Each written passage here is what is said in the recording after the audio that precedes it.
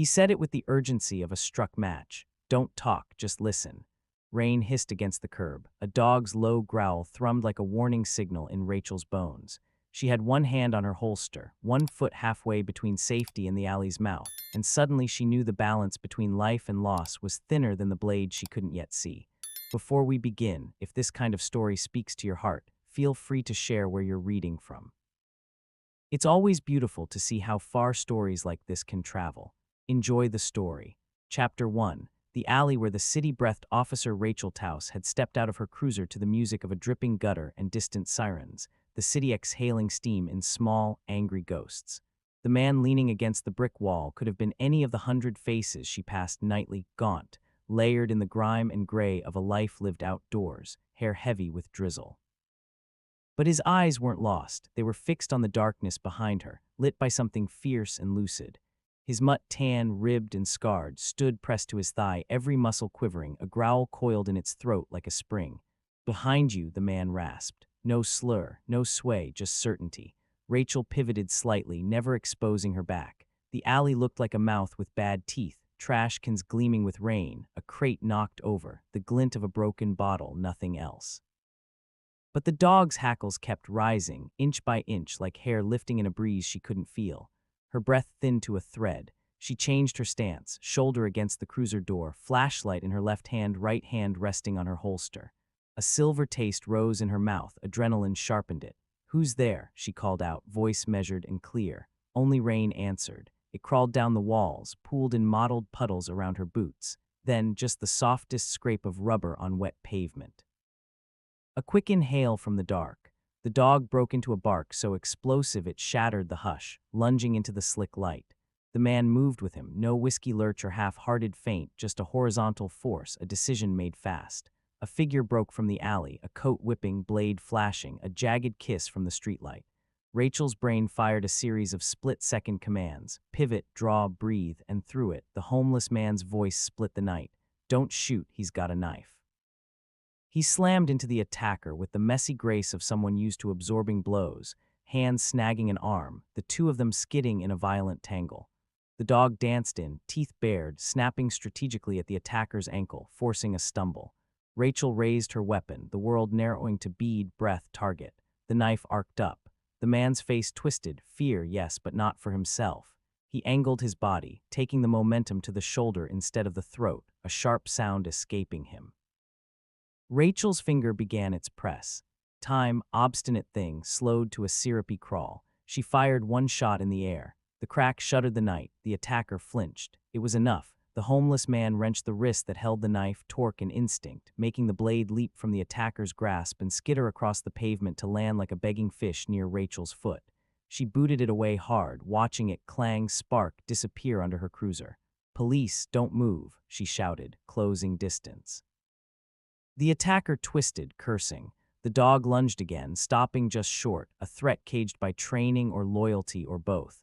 Rachel cuffed the man in a practiced fluidity, her knuckles brushing cold skin, the metallic click of the cuffs too loud in the rain. "Eyes on me," she told the attacker. He wouldn't. He stared at the homeless man, a hateful, pinched look that carried intent. Then he went limp as quickly as wet rope, wounded, furious, beaten by a stranger with nothing. The man who'd saved her slumped back against the wall, chest heaving, rain flattening his hair to his face. The dog returned to him with a small, triumphant wag, leaning into his leg like an anchor. Rachel holstered her weapon, pulse still hissing in her ears. "You," she said, and then lost the rest. What words did gratitude where when it was still gasping for breath? He shrugged, not meeting her eyes. The gesture said, "It's nothing. The rain says it all." He winced just once. "So could you," he said softly when she told him he could have died. No exclamation point, not bravado, fact. Rachel keyed her shoulder mic, called backup. As she waited, she found a blanket in her trunk and held it out. The man took it as if it were a legal document requiring cautious acceptance. He draped it around his shoulders. His dog, large brown eyes and a muzzle peppered with gray, shook water from his coat and leaned in. The man steeped in silence, in attention. He didn't ask her name. He didn't offer his. He balanced between fight and fade. "Thank you," Rachel said at last. 2 words heavy as the sky. He made a sound that might have been a laugh if it had any joy in it. "Don't talk," he murmured, not at her, not anymore, but toward the alley. "Just listen." like a rule for surviving the city. Listening mattered more than speech. Blue lights strobed their particular universe onto wet brick. Backup filled the block with hard souls and purposeful voices. Questions came. Rachel's short answers hardened into an incident report in her mind. She watched other officers glance at the man who'd saved her, eyes pinballing between skepticism and recalibration. She cut off the first joke before it formed with a look that had stopped bigger men. "Who stopped him?" a young officer asked, eyebrows creeping. "He did," Rachel said. The silence that followed made the night feel wider. "Name?" another asked, stylus poised. The man hesitated, his gaze flicked not to Rachel but to his dog. "David," he said. It landed between them, thin and true. "And the dog?" Rachel asked before anyone else could. "Max." The corner of his mouth tilted. The only soft thing about him was the way he said it. An officer bagged the knife. Another rifled the attacker's coat and lifted a small black notebook. Plastic bag rustled, gloves snapped, pages flipped. "Huh," the officer said. He had a license plate written down. 3L. He didn't finish. Rachel didn't need him to, her plate. She looked up at the alley again. It seemed darker now. When everything was finished, when the scene had been swallowed by procedure, Rachel offered a ride. "Somewhere warm," she said, "just for tonight." "No hospitals," David said, something haunted flaring so fast and bright it stunned her. "No shelters either." She didn't press. She set down 2 meal packs and a bottle of water. Max's tail thumped the moment the plastic rustled. David nodded to her with the shy solemnity of someone whose life had been a ledger of debts. He gathered the blanket close and began to fade back toward the damp wall, the night reclaiming him. Rachel watched him go until he was just a suggestion against brick, then drove away with a promise forming in her chest she had no intention of breaking. Chapter 2. The days the city forgot and she didn't sleep never fully came. When it did, it smelled like rain and copper. Rachel woke to the remembered sound of a blade hitting pavement and the afterimage of a man's steady eyes. It dogged her through coffee, through the morning brief, through a traffic stop where a driver cried at a ticket the way you cry at cancer. She started carrying an extra blanket, extra food, extra patience. She started lingering on certain blocks, turning down streets her maps didn't require. She spoke to sheltered directors with hair gone to silver from the work. She learned to ask not the right questions, but the same ones over and over. "Have you seen a man with a tan mutt named Max? He's quiet. He listens more than he talks." They had, and hadn't. Street people vanish in place the way fog does, 1 minute saturating the air, the next an empty space you can't explain. She found him on the 4th night, under a train trestle where the world sounded like metal constant and water faithful. Max lifted his head as her cruiser rolled under. It was a small, beautiful sound, hope with a wag. David looked up slowly. The blanket she'd given him was folded neatly by his side, as if he kept gratitude tidy. "Thought you'd forgotten," he said. His voice cracked on the last word. "Not a chance." It came out harder than she meant, almost a vow. She brought him a sandwich and water. He unwrapped the sandwich with reverence, as if it were a letter. They sat on the curb, hands near, shoulders apart, the rest of the city rushing above their heads, not noticing the exact place where 2 lives touched. "Why'd you do it?" she asked at last. He took his time answering. He fed Max the end crust of the bread, rubbed the dog's ear until Max's eyes slid shut in bliss. "Because no one else would," he said, "and because you didn't look right through me." The words went into her like a small blade, too sharp for bleeding. She looked away so he wouldn't see what they did to her. Piece by piece, trust became a path. She learned he spoke clean Spanish and better French, snatches of Arabic from a roommate long ago. He had a way with words like a person who'd lived inside books once and left them reluctantly. He told her almost nothing that mattered, nothing about a family name, nothing about where he slept last winter, nothing about why he had refused a hospital, but she learned the important things anyway. He had a code, he had a dog, he had been cut from the fabric that makes people stand up when they could just as easily sit down. "You're wasted out here," Rachel said one night. He snorted, no humor. "I'm safe out here, safer than inside sometimes." "In where?" He didn't answer. He slipped her a look that meant the conversation was a door he couldn't open yet. She let it stay closed. She learned to value his silences. They were honest. Chapter 3. The bridge that knew their names. The storm that drove him to her doorstep looked biblical. The city became a drum. Sheets of water bounced back off the sidewalks, pounding and relentless. Rachel found him under the skeletal rise of a bridge, Max shaking like a radio tuned to static. The wind made the river slap itself. "Come on," she said. "Just for tonight. There's a spare cot at the precinct. Max can come." His first instinct was to fold inward. Years of refusing help made muscle memory of it, but Max bumped him with that determined, insistent affection dogs have for our better choices. "Don't talk," he muttered to himself, rain seaming his face. "Just listen." He came. The precinct air smelled like coffee and paper, two signs of civilization Rachel had always loved. Tonight it smelled like reprieve. Eyes followed them. Rachel stood a little taller.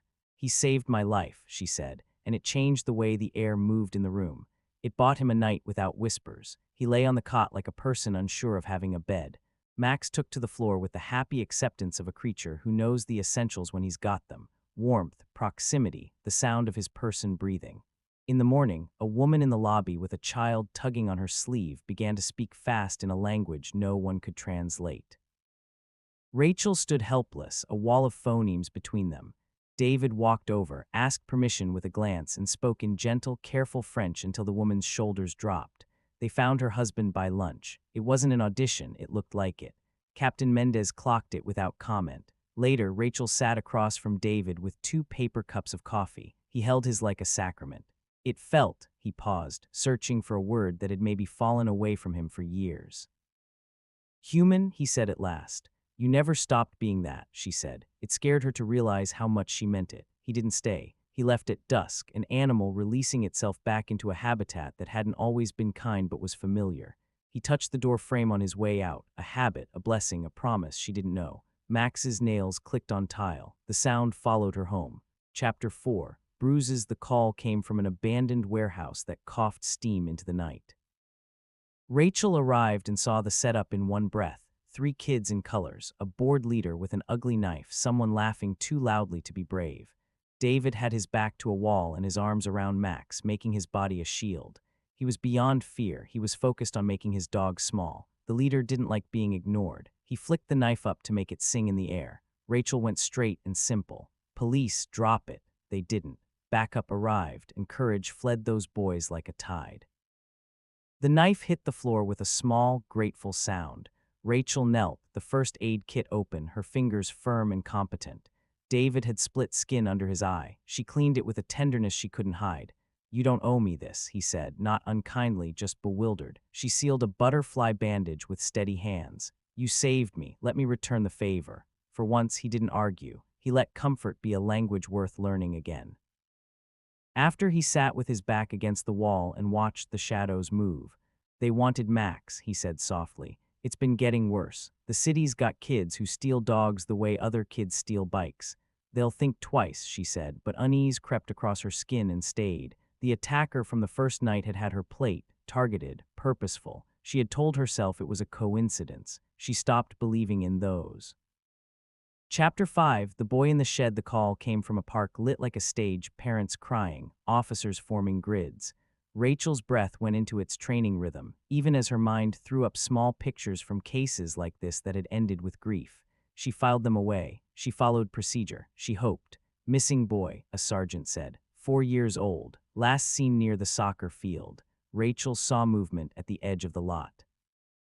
David stood there like a question mark, Max beside him, ears high, head tilted to catch scent in the storm. She didn't ask how he'd found them. She waved him in. "Don't talk," he told Max gently. "Find." Max's head snapped to the left. He pulled hard. They followed him through mud, around the maintenance shed, to a door that looked closed but wasn't locked right. Max whined, high, urgent. David pressed his ear to the wood. Something cried inside, muted, hiccuping, the sound children make when they are so tired of being scared they don't even bother to call for help. Rachel popped the lock. The boy was inside, cheeks pasted with dirt and tears, eyes swollen with confusion. He made the shape of a scared animal in David's arms and then Max's fur under his hands. He relaxed. The world snapped back into place like someone had put the last piece in a shattered plate. Rachel heard it then, a thin thread stitching her 2 halves together, the cop and the woman who cried on the drive home sometimes. She watched David watch the boy reunite with his parents, watched his face go soft and wet as if collecting the tears the boy had run out of. He turned to leave, already stepping backward into his life behind things. "David," she called, "people need you, not just me." He stopped. It was a physical thing, the way those words hit him. Max pressed his head into the back of David's knee. The night held its breath. He didn't answer. He didn't have to. Chapter 6. The offer. Captain Mendez didn't have time for miracles. He had time for the people who made them look like hard work done well. Rachel showed up in his office with hair still wet from rain, always raining, this city, and eyes that could make a man sign off on things he didn't understand yet. He saved me, she said. He saved a kid. He speaks 3 languages. He can talk to people we can't reach. You want to hire him, Mendez repeated, skeptical, but this was curiosity's voice, not dismissal. I want to give him a chance. Mendez rubbed the bridge of his nose the way he did when paperwork got religion. Bring him in. David came with Max. Fluorescent lights made even the good look cheap. He stood like a defendant without a crime, eyes scanning for exits, a reaction not a plan. Rachel stayed at his shoulder, a kind of moral backup. We pay stipends, Mendez said. Community liaisons, translators. It's not a uniform, but it's a badge in its way. David's gaze cut to Rachel. She held it steady. It's not charity, she said. It's purpose. Paperwork was a battlefield. They discovered old finds, nothing violent, nothing that should define a man, just the slow bleed of poverty, sleeping on a bench where a sign said no, failure to appear because there was nowhere to receive the notice, an unpaid ticket snowed over by life. Rachel sat with him at community court, spoke to a judge with more lines in her face than some roads had. They worked out a plan. It wasn't amnesty. It was acknowledgement. David's first day was rough. 2 officers laughed when he walked in, then shut up when Mendez said his name the way you say a colleague, S. David watched, waited, chose a corner where he could see the whole room. He practiced signs with Max, sit, stay, speak, so the dog would know a new space didn't mean new rules. Then a woman arrived with fear in her hands and a story in a language that froze at the front desk. David stepped forward. He translated her fear into sentences the station could hold. Relief changed the way she carried herself. She thanked him with a little bow of her head. He bowed back, surprised at how easy gratitude could be when you let it move. By the end of the week, he had spoken Spanish to a tired father, French to a runaway who didn't trust uniforms, and a cocktail of gestures and kindness to a kid who had the sort of eyes that make you feel like the world hasn't failed completely. Max learned to sleep under his desk like he'd been born to it. People stopped stepping around them like they were obstacles and started stepping toward them like they were a resource. Rachel watched from the doorway, chest full to bruise. It wasn't her victory. It was his. She was just the witness lucky enough to be there for the moment the ground of his life shifted and held. Chapter 7. The thread that pulled the night. They found out more about the man from the alley. He wasn't a random wet blade with a bad idea. He had a phone filled with pictures of Rachel's cruiser, notes about her shift patterns. 2 other female officers had been followed, notes in the same small notebook, letters disciplined into small, cruel boxes. No one had been attacked yet. Her skin prickled with it. She told herself she was fine. She told herself fear didn't need a place to sit. It took one anyway. David saw it, the way she flinched at noises she hadn't flinched at last month. He didn't comment. He increased his perimeter around her when they walked outside the station. Max walked a step closer to Rachel's leg. These were adjustments born of instinct, not control. Threats slithered. A note taped to the station door, "Don't talk." A picture of Max under it, cut from a flyer Rachel had made when she thought maybe David had disappeared for good that once. Some kids watched David walk home, their eyes too hungry. He changed routes, changed rhythms, refused to change his promise. One night, Max didn't come when called. The leash lay sliced near the hydrangeas outside David's building. The note on the door was simple, "Don't talk." It was a command. It was a dare. David went very quiet in that way that meant something terrible was happening inside him.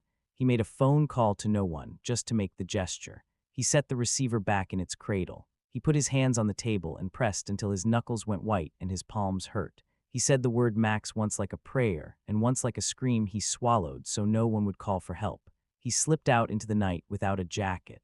Rachel found the leash before she found him.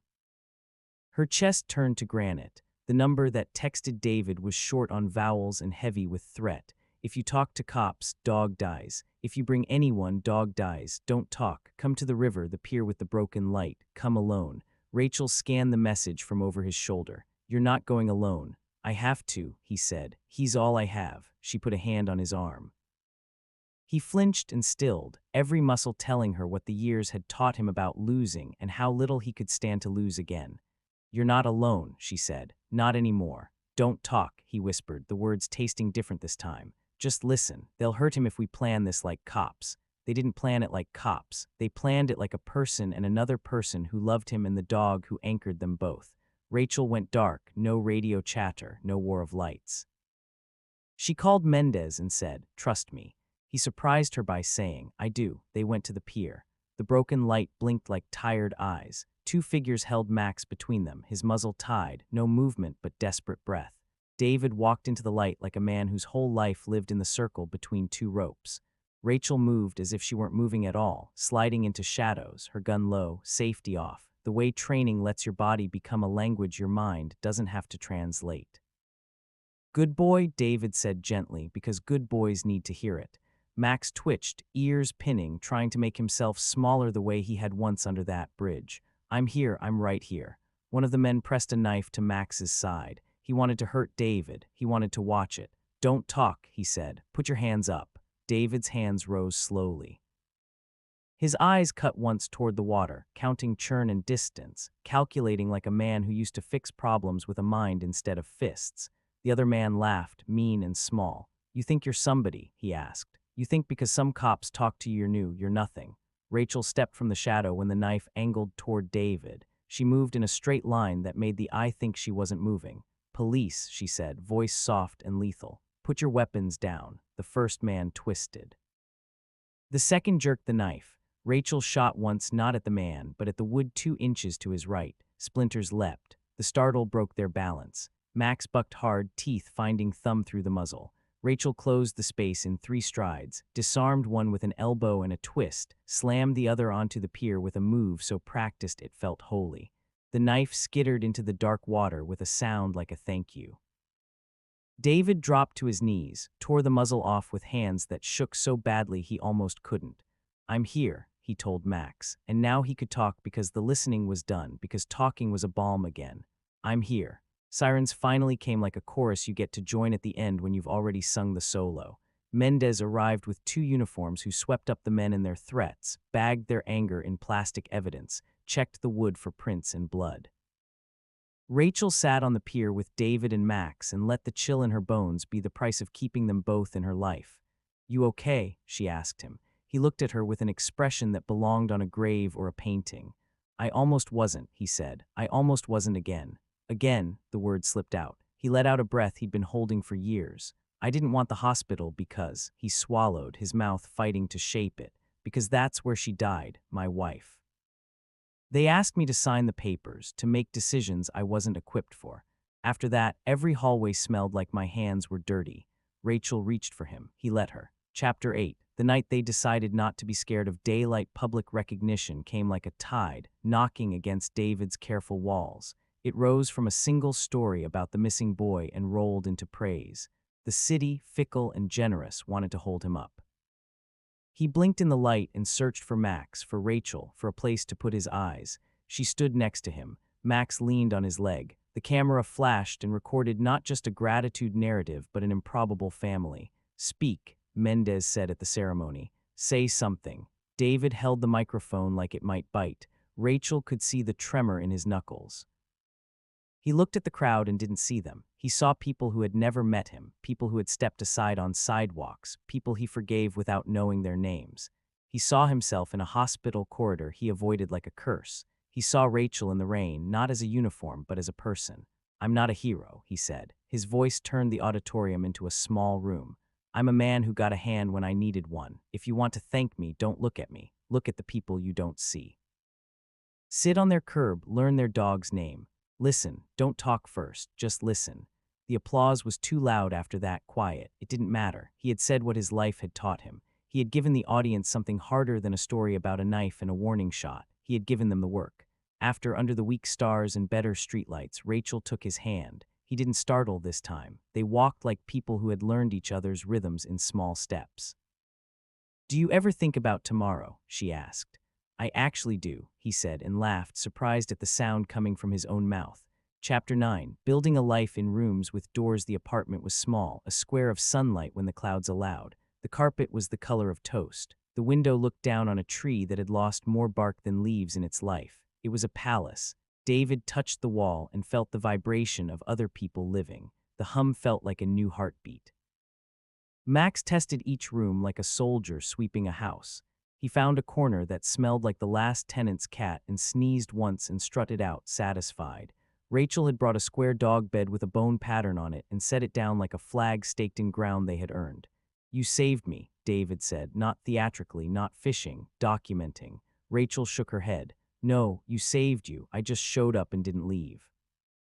David opened a box like a cautious child. Inside, a set of mismatched plates from a neighbor, a mug that said "Best Grandpa" in a font that made no sense, a clean dish towel that still carried the ghost of a stranger's lavender. He put the plates in a cabinet as if arranging a museum of someone else's normal. He stood back and looked at them and let the feeling roll through him like a weather system. When it passed, he found himself dry. She made pasta. He set the table. Max watched with the serious optimism of a dog who has learned to expect good and is still amazed when he gets it. They ate and didn't fill every silence, a luxury of the intimate. "I was a clerk," David said suddenly, as if he'd been holding the sentence for years and it had finally been given exit. "At a clinic, I kept records. Sometimes I tried to help people who couldn't pay. My wife, Amina, she was a nurse. We worked alternating shifts. After the accident, the bills piled into something I couldn't see past. I lost her. Then I lost the apartment, then the job, then the rest." Rachel listened. She didn't flinch, not at the numbers or the loss or the brittle humor he tried to lay like a bridge over a pit. When she reached across the table, he put his hand in hers without looking at it, as if he'd forgotten where his hand was supposed to be, but his body remembered. "You are more than what you lost," she said. It sounded like a platitude until it didn't, until it was air. He slept that night in his own bed and woke up twice, confused, convinced shelter monitors were about to turn on the lights and shout at the whole room. Each time, Max's gentle snore brought him back to his new life. He slept again. The morning found him like a poem finds the person it needed. Chapter 10, Work Worth Waking For. At the precinct, David became the person someone could ask without shame. It wasn't official.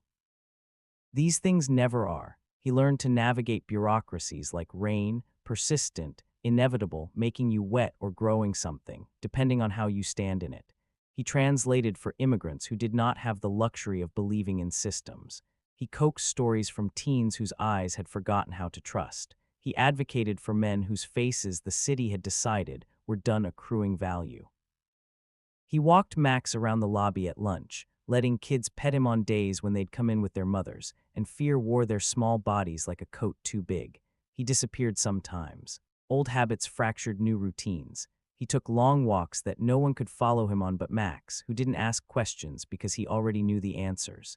Each time he returned, he found Rachel watching him, not with lectures but with relief she didn't try to hide. They learned to talk about the things that scare the other person without naming them. They used small words and big gestures. It worked.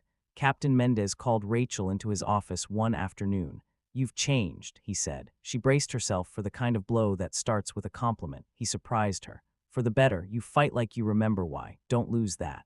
"David didn't give it to me," she said, not wanting to put the title of savior on a man whose back had carried enough.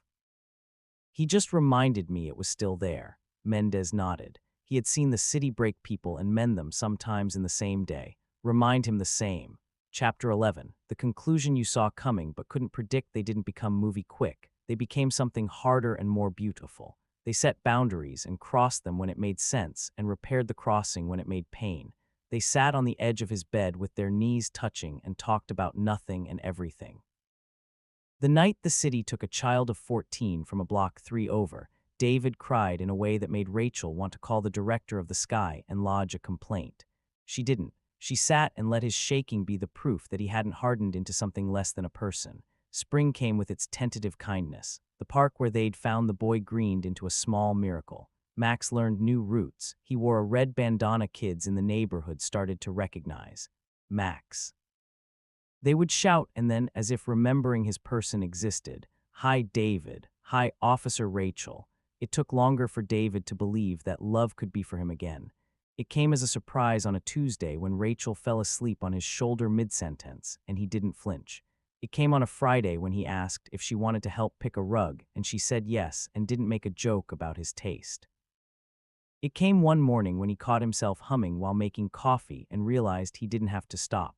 The city held steady in its contradictions. Crime had its days, so did the little wins.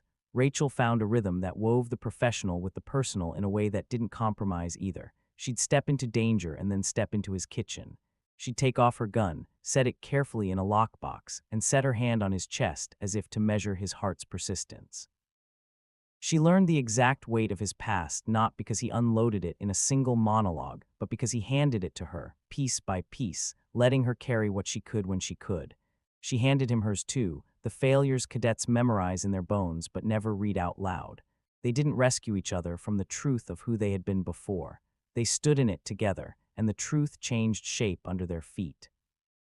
On a day that looked ordinary until it wasn't, Rachel found a letter in her mailbox with no return address.